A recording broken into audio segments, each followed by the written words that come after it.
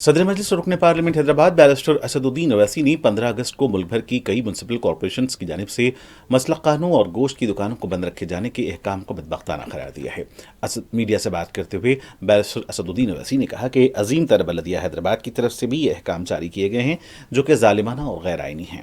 सदर मजलिस ने सवाल किया कि गोश्त खाने और यौम जमहूरिया की तकारीब बनाने में क्या ताल्लुक है।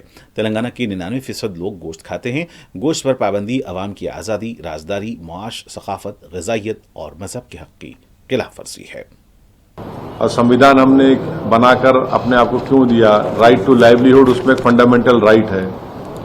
तो ये अजीब व गरीब ऑर्डर है और मेरे नज़र में ये अनकॉन्स्टिट्यूशनल ऑर्डर है।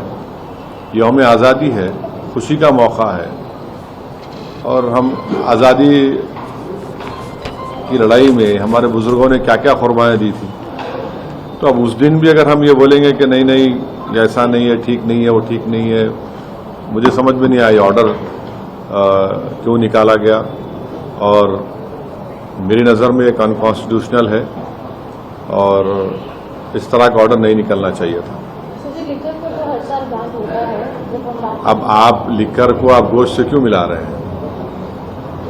फिर तरकारी भी बंद कर दी, फिर आप पूरा ही बंद कर दीजिए। फिर आप भाई लिकर पे बैन जब होता है तो बहुत अच्छी चीज़ है, मगर हम ये अब उस दिन हम तो आज़ादी मना रहे हैं, आज़ादी की खुशी मना रहे हैं और क्यों आप उसको बंद कर रहे हैं?